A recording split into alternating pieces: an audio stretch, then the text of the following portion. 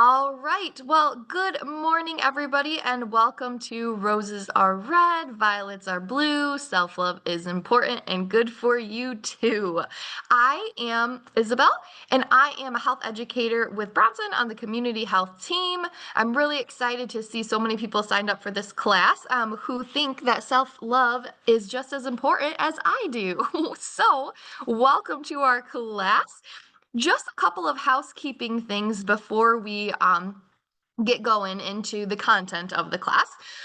There is closed captioning that is available, so if you need closed captioning, feel free to wiggle your mouse at the bottom of your screen and you'll see an option where you can enable the closed captioning.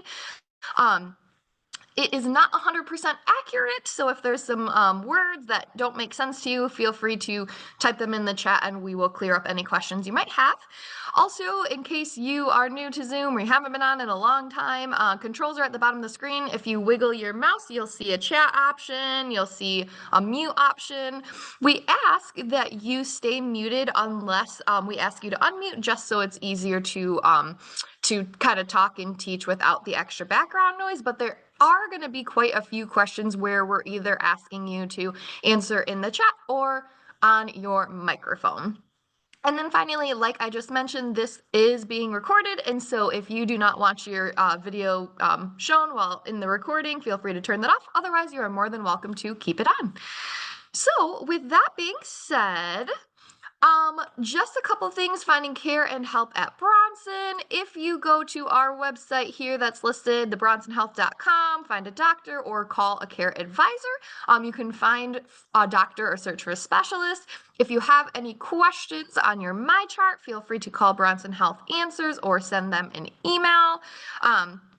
There's a couple other things, patient billing help. If you need help with any Bronson billing, feel free to contact the Bronson patient accounting team on that number on the screen. And then finally, if you need a price estimate for Bronson's service, feel free to call the price estimator team with the number on the screen or use the price estimator tool in your My Chart.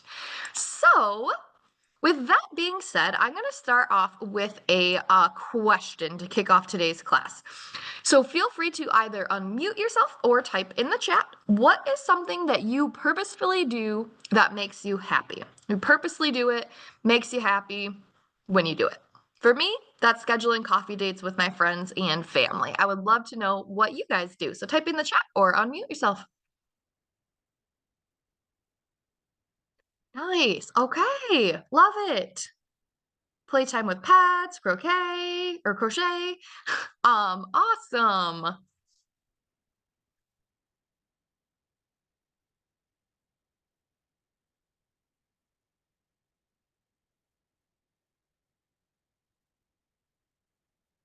Anybody else gonna want to share what they do to make them happy?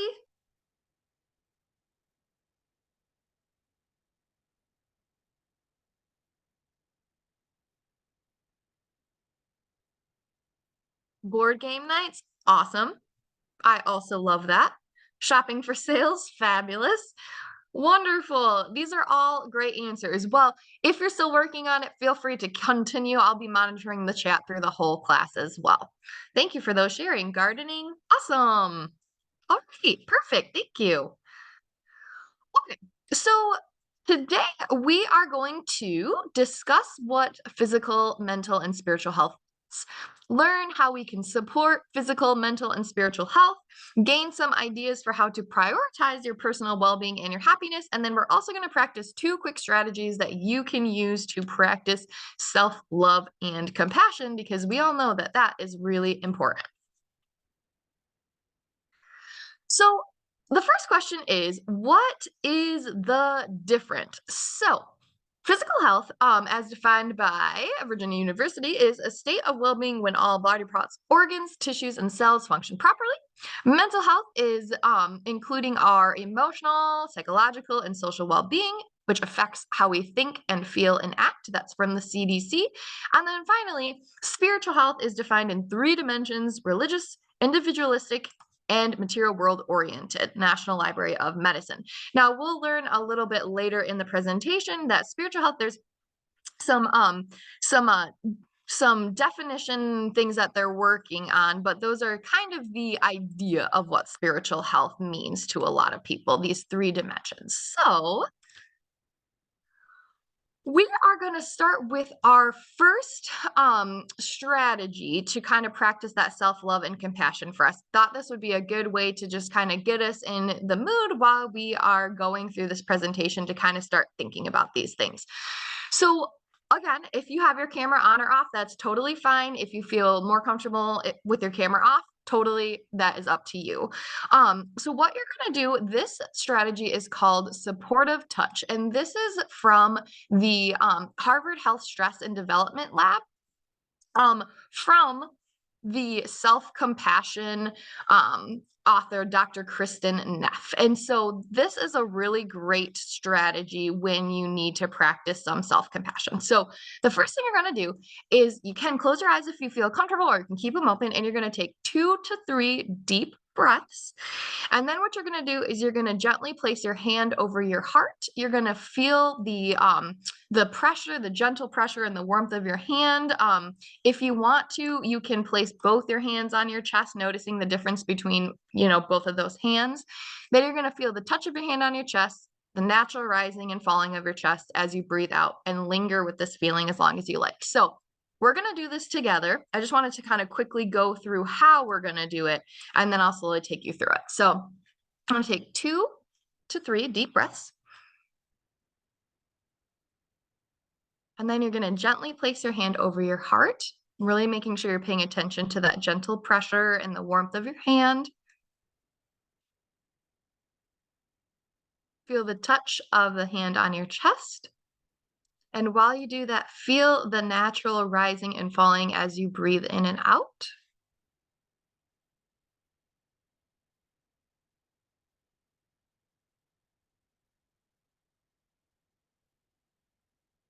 And then you may hold that feeling for as long as you like. So if you want to hold that feeling for the whole class, that is totally fine. Otherwise, you can just, whatever is comfortable for you.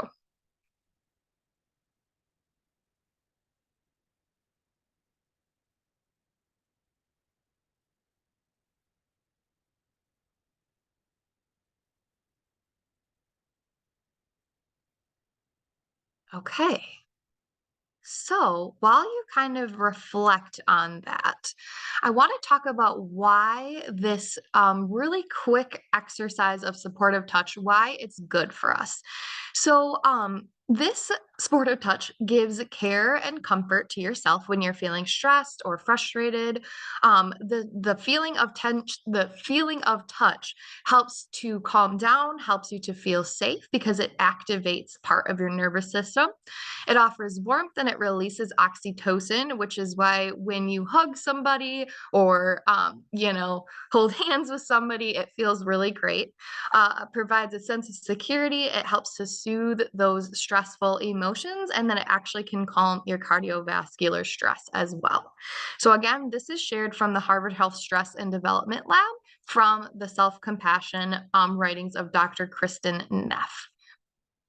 Now, I want to know from you all, because sometimes when we're not used to doing things like that, it can feel a little different.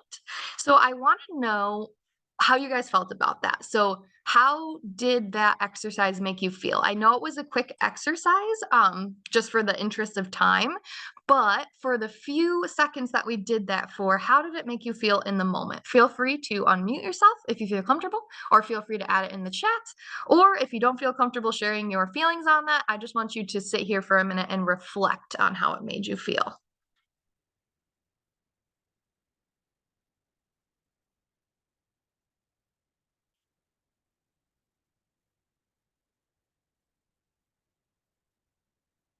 Pamela says it's calming.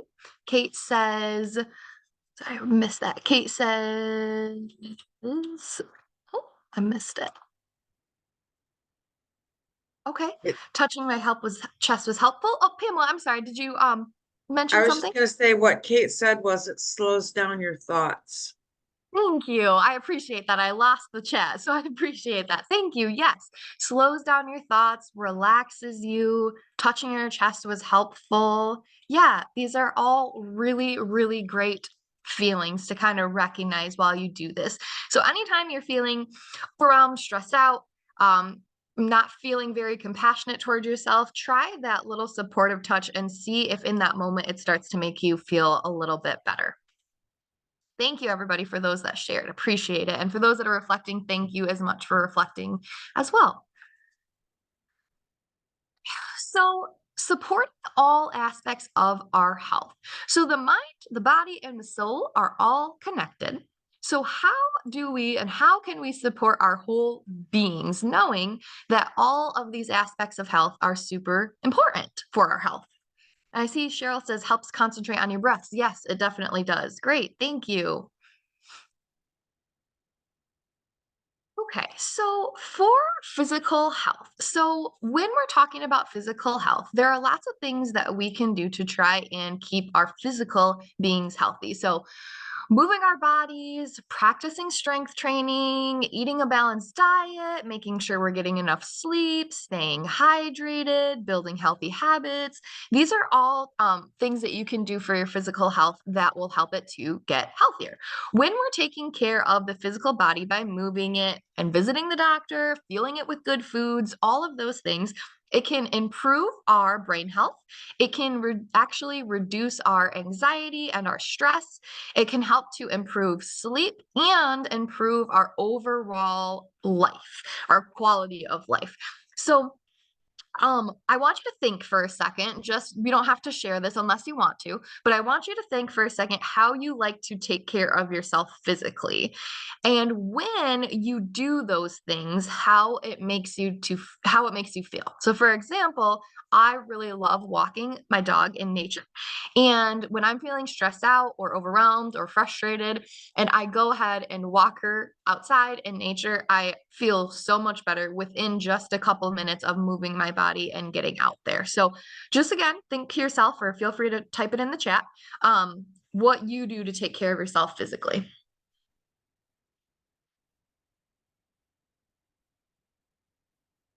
Tai Chi, awesome. That's great. It's super awesome and important to find ways to move your body that you enjoy.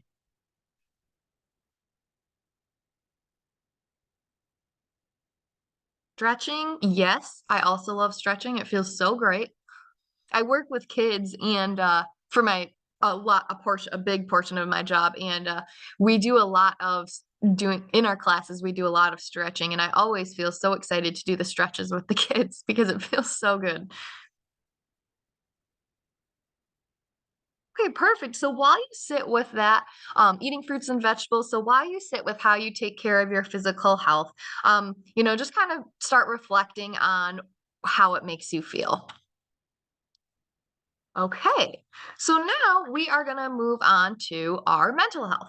So, mental health, we can take care of that by finding a healthy balance between positive and negative emotions, making sure that we are practicing gratitude, also making sure we're taking care of our physical health. There's the first connection right there.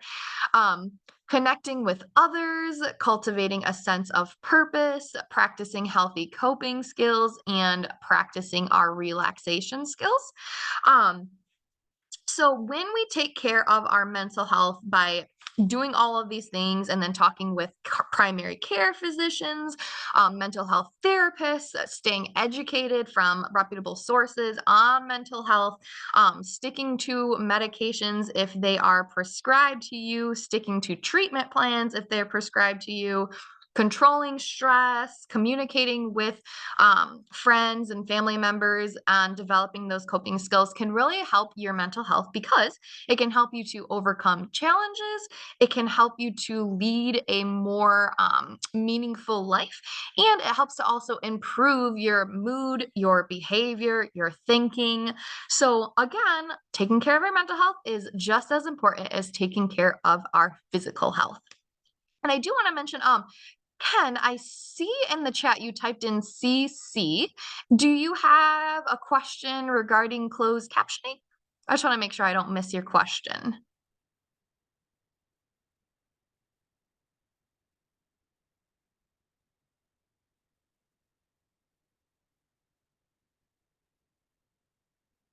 Okay, thank you. Sorry, I just wanted to double check on that.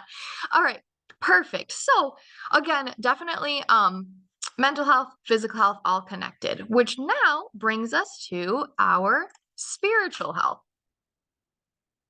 So, ways that we can practice our spiritual health is by checking in with ourselves, discovering our spiritual health, and connecting with our spiritual health. So, this is from the University of New Hampshire. So, I did want to mention when really quick because I forgot to mention this before when I was talking about the physical health. Those were from the National Library of Medicine. When I was talking about our mental health and why it's good for us, that was from the Substance Use and Mental Health Services Administration. And then this for spiritual health is from the University of New Hampshire. So when we are taking care of our spiritual health by practicing connecting both our inner and our outer lives and our worlds, you are learning to pinpoint what is spiritually important to you. So for some people, that might be religion. For some people, that might be their beliefs and their values. For some people, it might be ethics or personal relationships with others. It might be with a relationship with nature. So those are all things that are part of spiritual health. So when you have a good sense of spiritual health, you are helping to experience a kind of a spot of peace in yourself. Also, it helps to give you a purpose or gives you meaning in your life. It helps you to survive during these tough times in our life, knowing that you can give yourself and others compassion, and it helps you to face tough situations right there, looking them in the eyes and facing tough situations when you have a good, healthy sense of spiritual health. So again, all three of those things are really important. Now, I did mention at the beginning of the class that the spiritual health is kind of hard to define. So, from the National Library of Medicine, there is no actual comprehensive definition for spiritual health that exists, but most scientists and researchers most scientists and researchers agree that spiritual health is really important from all those things that I just mentioned. So, whether it's religion, connecting with nature, connecting with other people, all those things are all aspects of spiritual health, and it's positively related to your physical and mental health. All right, so we are now going to practice our strategy 2 for self encouragement. So, again, these are to help you learn how to be compassionate and give yourself self-love. And again, this is shared from the Harvard Health Medical Center. So self-encouragement. What I want you to do is I want you to think of a friend or a family member that you care about on a deep level. So think about that for a second, who you care about very much in your life. Now, I want you to think about a stressful or a difficult situation that you know they have been through.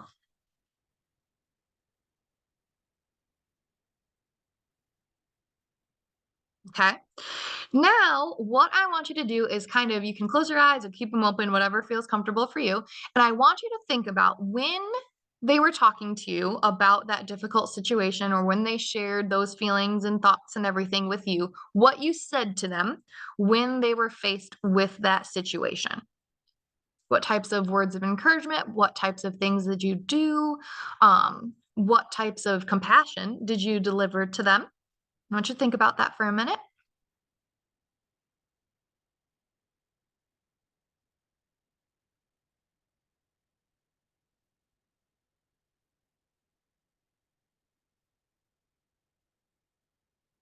Okay.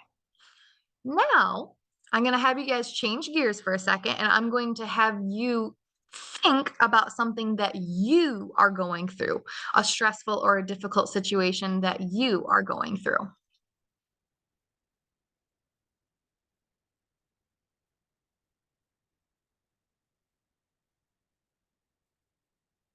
That compassionate response that you just held for your friend or your family member that you cared about earlier and their situation, I want you to direct that response that you gave them to your situation. Whether again, it's words of encouragement, um, compassion, a self hug, whatever it is. I want you to think about that and switch it to your situation.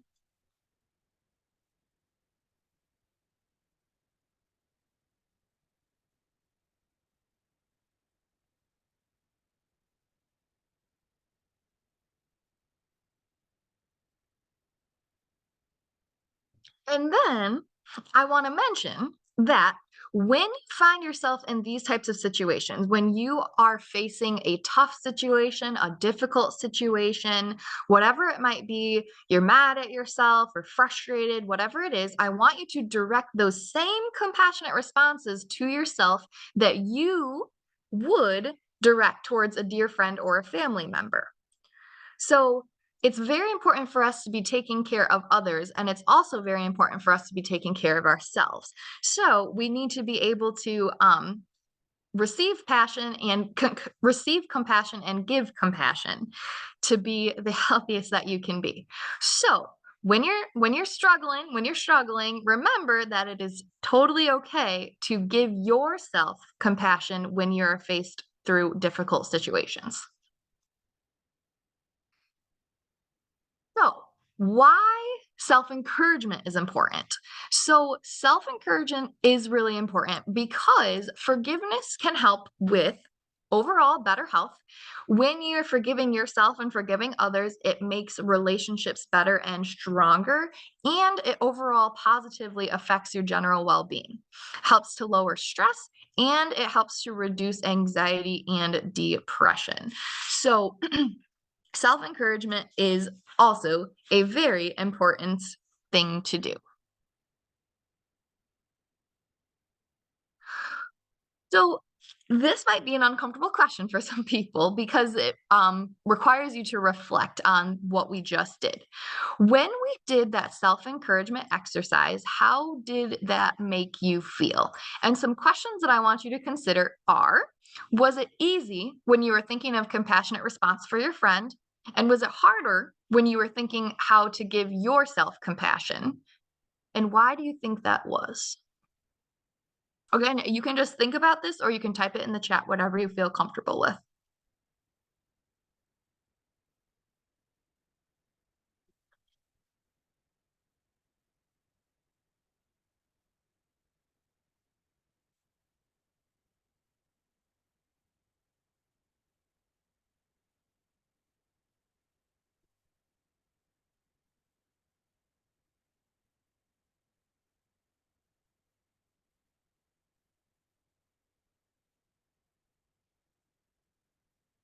Pamela says it reminded me that I'm important. It is harder to do for yourself. Valerie says I really liked this activity.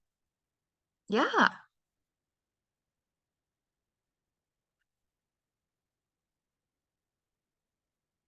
Jan says I take time to help the friend, but not myself. I'm just too busy helping others and no time and energy left.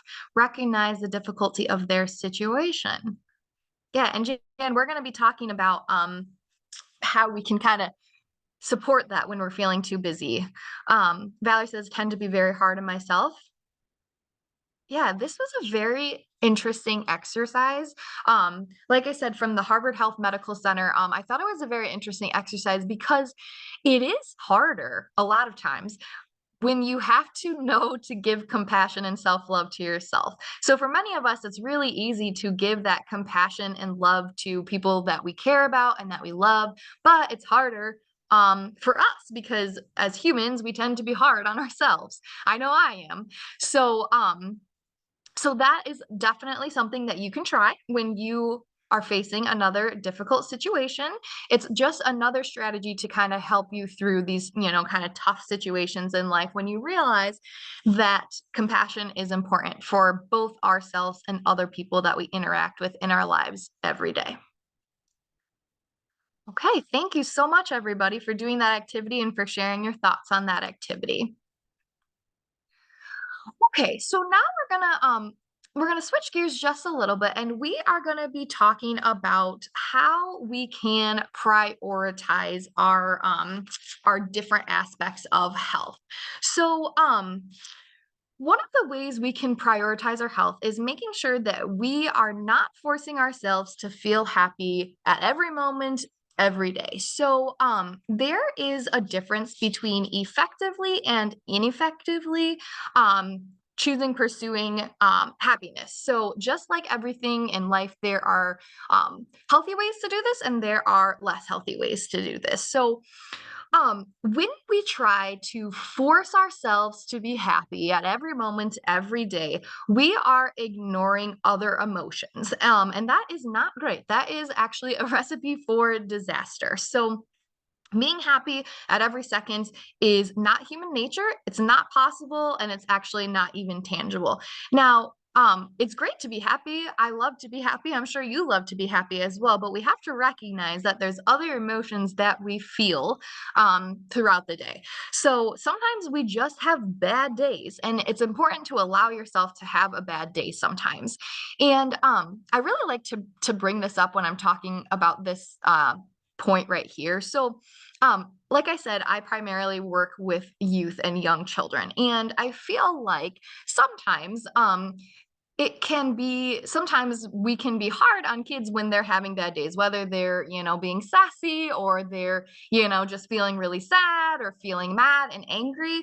And we have to realize that little kids are just like adults, and we all human nature, no matter what age you are, sometimes just have bad days, and it's important to allow ourselves to have those bad days sometimes.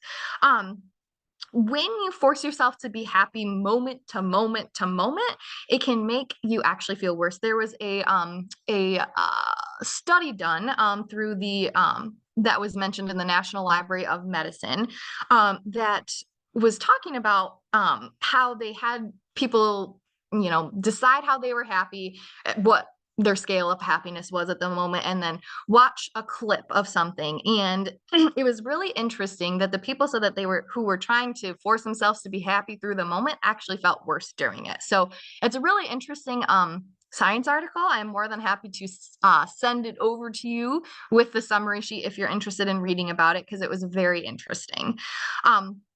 But knowing that also it's good to feel happy as well. Just know that you are allowed to have other emotions. Okay. Next tip I want to talk about is how to prioritize our health and well-being, and health and well-being. And one of the ways we can do that is making sure that we are engaging regularly in behaviors that help us to support happiness. So, anyone want to type in the chat, or unmute themselves or whatever, if anybody feels really great after they go on vacation or they win something? You can raise your hand, or you can type in the chat, or you can just nod, whatever it is. Do you feel absolutely, you get that amazing, like, fantastic feeling when you go on vacation or win something? Yeah, usually we got some claps. Yeah, for sure. Most of us do. Yeah, definitely, Valerie. Sure, winning is a high, for sure. But something that we want to recognize is those things, like those one-time events like going on vacation or winning, those things eventually seem to wear off, right? So that's important for healthy well-being and behaviors, is to engage in little things every day that support happiness. So we want to make sure that we are actively including activities in our daily lives that help to support our happiness. Now, again, one-time events are great. I love them. I love vacation. I love, winning, those types of things. But if we really want to be happy, it's important to make sure we are engaging regularly in behaviors that help to support those happiness.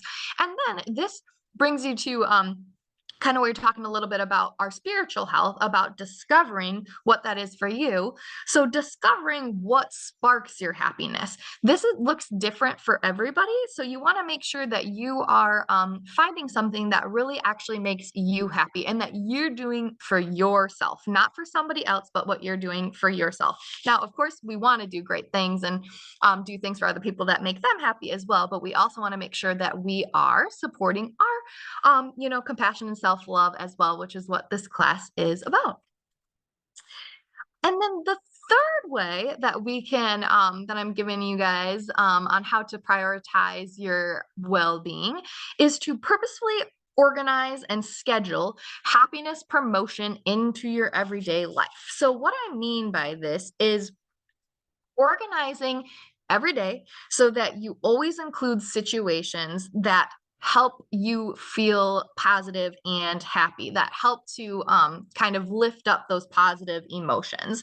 So want to make sure that you are actually scheduling in time to your day to do things you love, because so many times we'll say we want to do something because we love it and then it goes on the wayside. Like for me, I love ice skating, and I can't tell you the last time that I went ice skating. So, making sure that you're scheduling in actual time for your day, whether it's writing it on a calendar, whether it's putting a reminder in your phone, whatever it is, to schedule those things in your life that you love to do.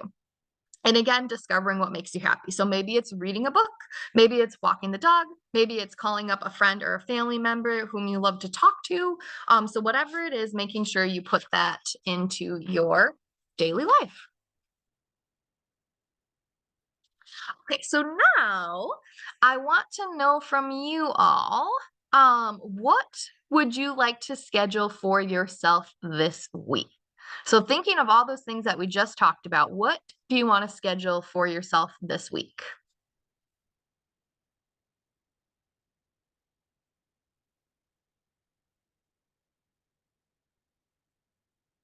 Great. All right. Awesome. Art and reading, Reiki.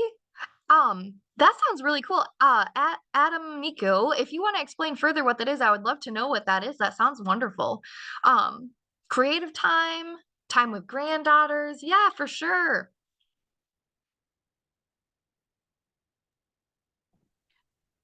Reiki?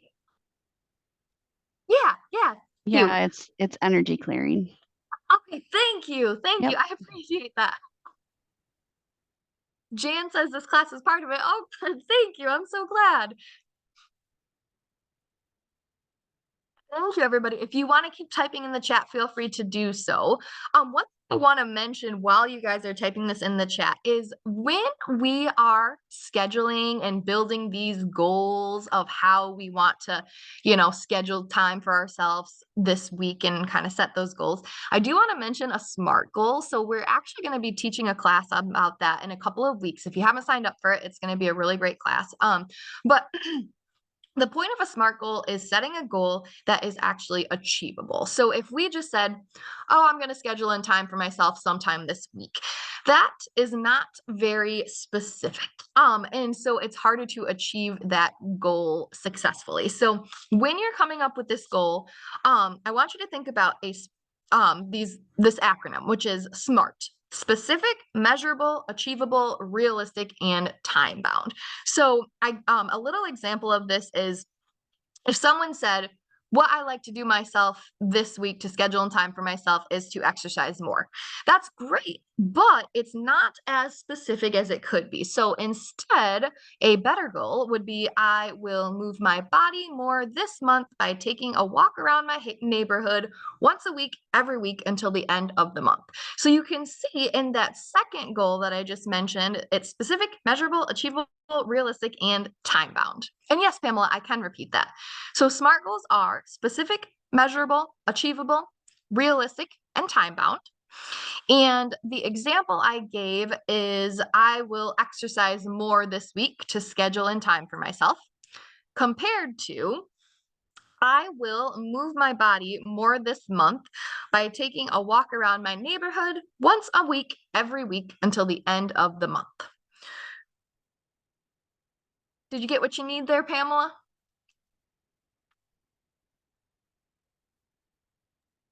Yes, thank you. Welcome. All right, perfect. So when you are scheduling this me time for yourself, really think about the specifics of it and how you can properly achieve that to make sure you actually are scheduling in that time for yourself. Okay, we just have a couple of more slides here. So I am going to ask you guys for some suggestions. All right, so I have three scenarios, and all three of them are talking about the three different aspects of health that we were talking about during our class. So, my first scenario, what I want to do is I'm going to read this to you, and then I'm going to see if you guys can come up with a solution for the person in this scenario, whether it's unmuting yourself or typing it in the chat. So, scenario A for physical health. Jenna hates exercise. She says she does not have time and or the energy to do it, so therefore she does not do it. What can she do to improve her physical health knowing this about her?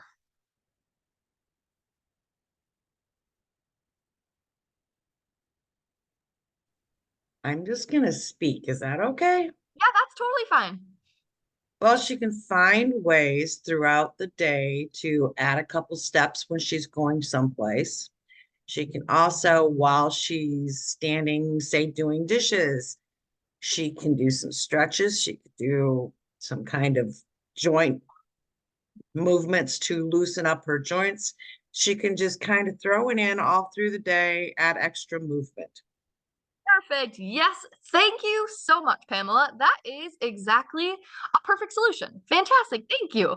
And we said, Jan says, try new things and find the one you love. So you'll do it. That's so true, too. So if you are finding something you love to do, you're looking forward to it and you're more likely to do it. So just like Pamela said, when it comes to our physical health, we can break that up through the day. So experts recommend about 30 minutes of physical activity each day, and those 30 minutes can be broken up through the day. So if she says she does not have time for a 30-minute, weightlifting session, she can park further away from the grocery store, which adds an additional 5 minutes to her walk. Or she can, like you said, Pamela, do stretches while she's doing the dishes, and that adds another 5 minutes. So the 30 minutes can be broken up through the day, which is really great. And it's of course, very important to find something that you like to do so you're more likely to do it.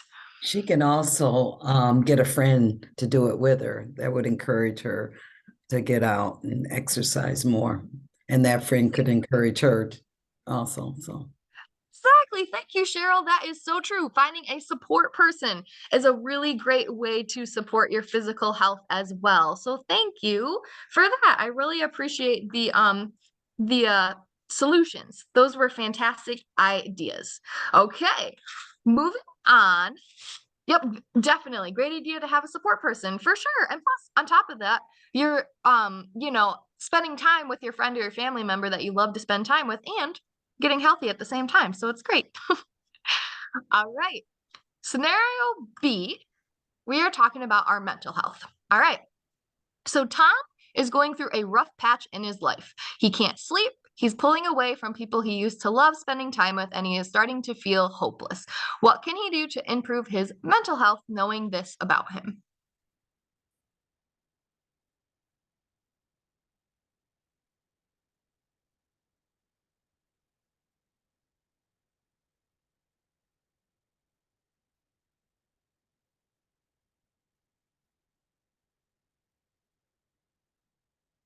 Again, feel free to unmute or type in the chat.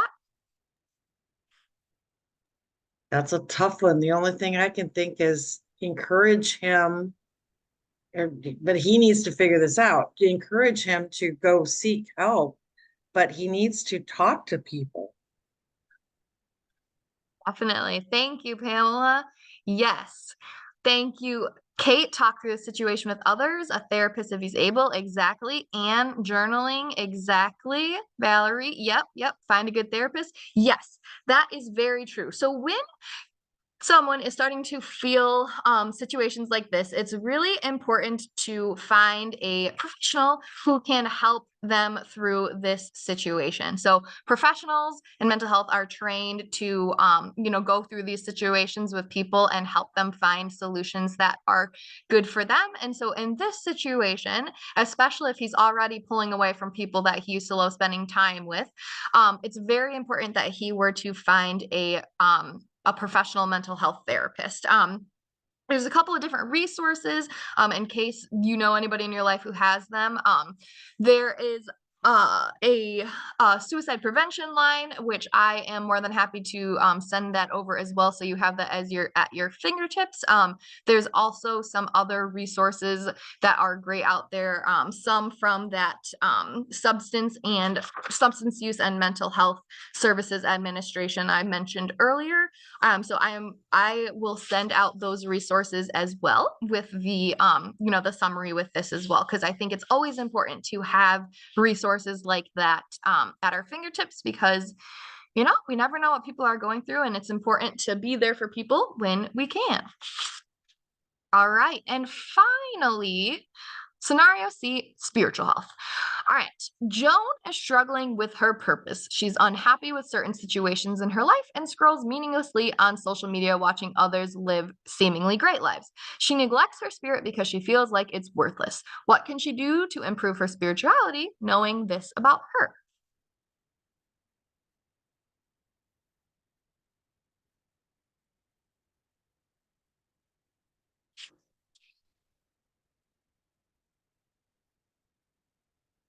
Pamela, yep, turn off the computer for sure.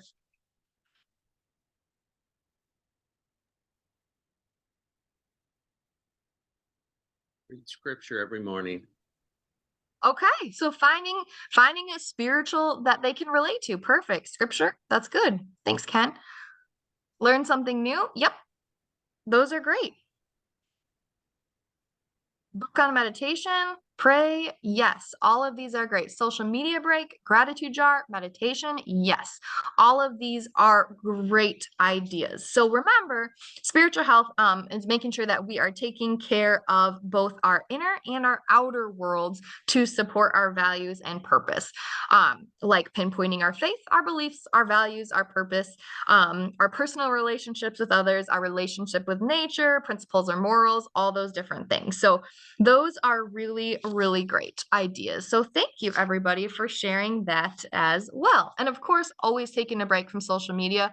I've taken a break from social media since October, and it is amazing. I cannot even explain how fantastic I feel. I was feeling not great. And then I got off social media, and I've stayed off social media since October, and it's really incredible what that can do for you. So something to keep in mind if you are also struggling with your spiritual health. That's a great step towards in increasing your spiritual health.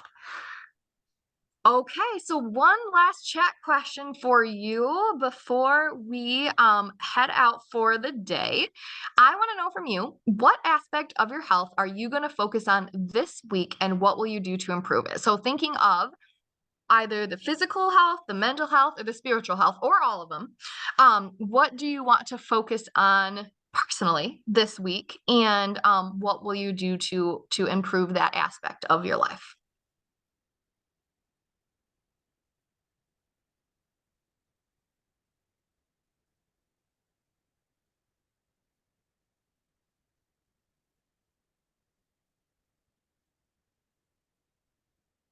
Physical stretches each day, either morning or evening. Perfect, Kate. Thank you.